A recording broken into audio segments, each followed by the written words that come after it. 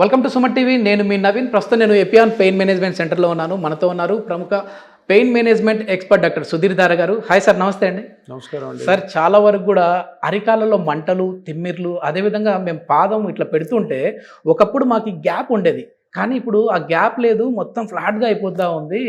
నడుస్తుంటే కూడా మెడమ నొప్పులతో పాటు పాదం పై అంత నొప్పి వస్తుంది అంటుంటారు. సో అసలు ఈ అది పాదాల్లో ఈ మంటలకి నొప్పులకి కారణం ఏంటి? దీనికి కూడా పిఆర్పి సూటబులా సార్? అరికాల్లో మంటలు ఒకటి కండిషన్, నొప్పి వేరే కండిషన్. ఓకే. నొప్పి అన్నది ప్లాంటార్ ఫేషియైటిస్ అంటాం. ప్లాంటార్ ఫేషియైటిస్ అదేంటంటే, ఇప్పుడు ఇది మీ పాదం కదా, ఈ పాదంలో ఎన్ని బోన్స్ ఉన్నాయి చూడండి, దగ్గర దగ్గర 20 బోన్స్ ఉంటాయి. చిన్న బోన్స్. పాదం అన్ని బోన్స్ ఉంటాయి. ఈ చేతిలో ఉంటాయి మామూలుగా, తర్వాత దీంట్లో ఉంటాయి. ఈ బోన్స్ అన్నిటిని అటాచ్ చేస్తూ అరికాలులో ఒక పొర ఉంటుంది, ఇవన్నిటిని అటాచ్ చేస్తూ ఆ పొర మీదే మన బాడీ వెయిట్ అంతా ల్యాండ్ అవుతుంది. సో నువ్వు ఎప్పుడన్నా షార్ప్ ఆబ్జెక్ట్ మీద తొక్కినా, చెప్పులు లేకుండా నడిచినా, లేదంటే అన్ని షూస్ వేసుకున్నా కూడాను ఎక్కువ నీ పాదాన్ని యూజ్ చేయడం, పరిగెత్తడం, దుంకడం చేసినా కానీ ఆ పొర కట్ అయింది అనుకో, అది సివియర్ పెయిన్ వస్తుంది. అంటే లేచి నిలబడగానే కింద నడవలేరు. మెత్తని చెప్పులు వేసుకొని ఇనీషియల్గా నడుస్తారు, దాని తర్వాత ఆ చెప్పులు వేసుకున్న నొప్పి వస్తుంది. పొద్దునే లేకైనా చాలా నొప్పి ఉంటుంది, కొంచెం పనులు చేస్తుంటే తగ్గుతూ ఉంటుంది. అదేంటంటే ఈ పొర ఉంది కదా, ఆ పొర కట్ అయి ఉంటుంది. సో ఇది మామూలుగా హౌస్ వైఫ్స్ ఇంట్లో చెప్పులు లేకుండా గంటల తరబడి నిలబడి ఉంటారు. అందరికి రాదు, కొంతమందికి వస్తుంది. సో వాళ్ళ బాడీ దీన్ని బట్టి అనమాట. అంటే ఫ్లాట్ దాని మీద ఎక్కువ నడిచినా కూడా ఫ్లాట్ దాని మీద నడిస్తే, చెప్పులు లేకుండా నడిస్తే ఫ్లాట్ ఫుట్ ఉంటుంది. అంటే ఈ ఆర్చ్ ఉండదు అని అంటారు, కానీ ఆర్చ్ లేని వాళ్ళకి ఎక్కువ వస్తుంది ప్లాంటర్ ఫేషియైటిస్. అంటే అట్లా అంటుంటారు, నీకు ఫ్లాట్ ఫుట్ ఉంది కదా, ఆర్చ్ లేదు కదా, అందుకని నీకు వస్తుంది. అట్లా ఏం లేదు, అందరికి వస్తుంది. ఇది కారణాలు తెలియవు, ఇవి నేను చెప్పినవి కొన్ని కారణాలు. సో అది పెయిన్. ఇంకొకటి మంటలు. ఈ మంటలు 99% అరికాల్లో వచ్చాయంటే అది షుగర్ వల్ల, డయాబెటిక్ న్యూరోపతి. సో మంటలు అన్నది డయాబెటిక్ న్యూరోపతి, హీల్ పెయిన్ అన్నది ప్లాంటార్ ఫేషియైటిస్. ప్లాంటార్ ఫేషియైటిస్కి మళ్ళీ అల్ట్రాసౌండ్ స్కానింగ్ చేసుకొని ఆ పొర చెప్పాను, ప్లాంటార్ ఫేషియా అనే పొర, అది ఎక్కడ క్రాక్ అయిందో మనం ఐడెంటిఫై చేస్తే అక్కడ పిఆర్పి చేయడం ద్వారా మంచి రికవరీ ఉంటుంది. దీనికి సర్జరీలు ఏమి ఉండవు. మీరు ఎవరైనా డాక్టర్ దగ్గర పోతే ఎక్సర్సైజ్లు చేయి, ఆయింట్మెంట్ పూసుకో, తర్వాత టాబ్లెట్లు వాడు అంటారు, మెత్తని చెప్పులు వేసుకో అంటారు. ఇనీషియల్గా చేస్తారు, అవి అన్నీ చేసినా కూడా కొన్నిసార్లు నొప్పి తగ్గదు. ఆ పాయింట్ ఎక్కడైతే కట్ అయిందో, ఆ కట్ అయిన దాన్ని స్కానింగ్ ద్వారా కనుక్కొని పిఆర్పి చేయడం ద్వారా మంచి రికవరీ ఉంటుంది. ఇది ఎన్ని సిట్టింగ్స్ పడతాయి సార్ వాళ్ళకి? అది టేర్ని బట్టి. చిన్న టేర్ ఉన్న వాళ్ళకి ఒక సిట్టింగ్, కొంచెం పెద్ద ఉంటే ఒక 2-3 సిట్టింగ్స్. దీనికి ఏ టెస్ట్లు సార్? అంటే అది పర్టికులర్ స్పాట్ లో ఇదే అల్ట్రాసౌండ్ స్కానింగ్, ఇంకేం అవసరం లేదు, ఏమీ అవసరం లేదు. అది ఒక్కటి స్కానింగ్ చేసుకుని చాలా. ఎంఆర్ఐ తీస్తారు, ఎందుకు అంత పెద్ద టెస్ట్ చేయడం? మా దగ్గర ఉన్న అల్ట్రాసౌండ్ స్కాన్ తోనే చూడొచ్చు. అది చూసే ఎక్స్పర్ట్స్ ఉండాలా, కరెక్ట్ గా చూసి ఎక్కడ క్రాక్ అయిందో చూసుకొని దానికి పిఆర్పి చేయడం కంప్లీట్. డయాబెటిక్ న్యూరోపతికి మళ్ళీ వచ్చినట్టయితే, డయాబెటిక్ న్యూరోపతికి మామూలుగా అయితే ప్రీగాబలిన్, గాబాపెంటిన్, అమిట్రిప్టిలిన్, నార్ట్రిప్టిలిన్ టాబ్లెట్లో 4-5 ఉన్నాయి. డ్యులాక్సిటిన్.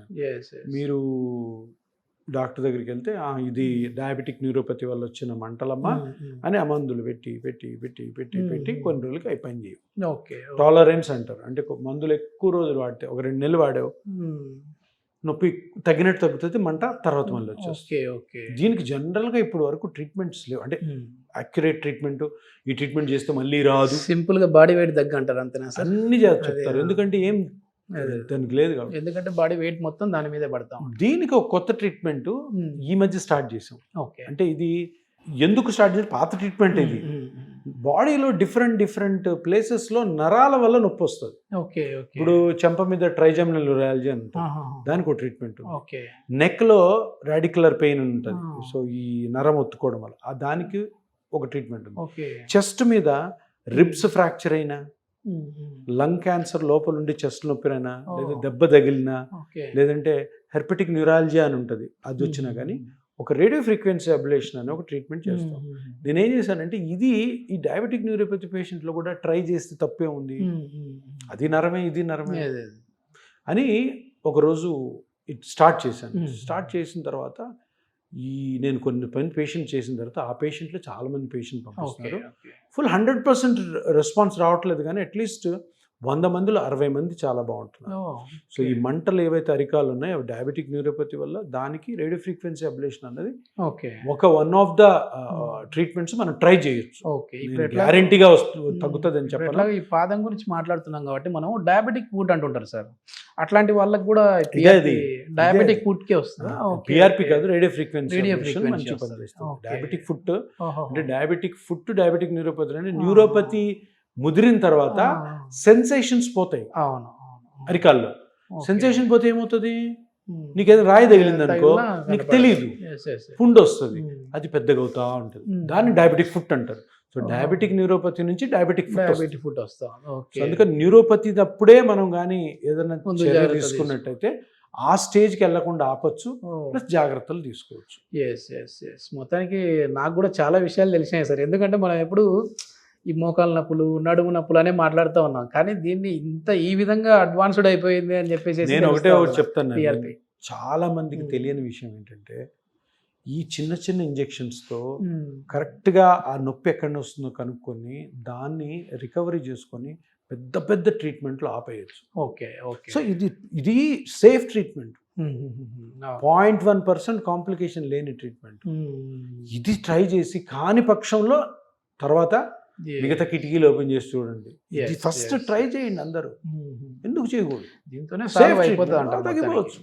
అంటే ట్రీట్మెంట్స్ ఏంటంటే ప్రజల నమ్మకం. ఇప్పుడు ఈరోజు ఒక సర్జరీ, మోకాళ్ళ సర్జరీ తీసుకుంటాం, ఒక 40 సంవత్సరాల నుంచి మోకాళ్ళు అరిగిపోతే సర్జరీయే. మంచి సర్జన్స్ ఉన్నారు చేసేవాళ్ళు, వాళ్ళ దగ్గర కూడా కాంప్లికేషన్ అవుతుంది. మంచి సర్జన్సే. కొంతమంది అనవసరంగా ఎన్నో చేస్తుంటారు, వాళ్ళ దగ్గర కాంప్లికేషన్ అవ్వచ్చు. అవి కాకుండా ఉండేదానికి దానికి ముందు, ఆపరేషన్ ముందు ఎన్నో మార్గాలు ఉన్నాయి. ఎన్నో మార్గాల్లో ఒక మార్గము పిఆర్పి, సేఫ్ ట్రీట్మెంట్. దీని తర్వాత సర్జరీ ఎట్లా ఉంది, కాని పక్షంలో ఈ సైడ్ ఎఫెక్ట్ చిన్న ఇంజెక్షన్. ఎప్పుడైతే ప్రజలకి దీని మీద నమ్మకం వస్తుందో ఆ రోజు మంచి సమాజం తయారవుతుంది. అనవసరం కాంప్లికేషన్స్, అనవసరం డబ్బులు ఖర్చు పెట్టడం, హాస్పిటల్ పోవడం. ఇప్పటికే చాలా వరకు అవేర్నెస్ చేశారు సార్ మీరు. ఇంకా చేయాలి, చాలా వరకు. ఇంకా చేయకపోతే ఏంటంటే ఇప్పుడు మనం కొత్త దాన్ని ఎవరో ప్రారంభించారు, మనం కంటిన్యూ చేస్తూ ఉన్నప్పుడు దీంట్లో ఇంకా కొత్త నేర్చుకోవాలి. ఇప్పుడు వరల్డ్లో ఎక్కడెక్కడో రీసెర్చ్ జరుగుతుంటాయి. ఆ రీసెర్చ్ అంతా కూడా చదివి ఇంకా కొత్త టెక్నిక్స్ ఏమున్నాయి అని మన ట్రీట్మెంట్ని సులభతరం చేసుకొని సైడ్ ఎఫెక్ట్స్ ఇబ్బంది లేకుండా చేసుకోవాలి.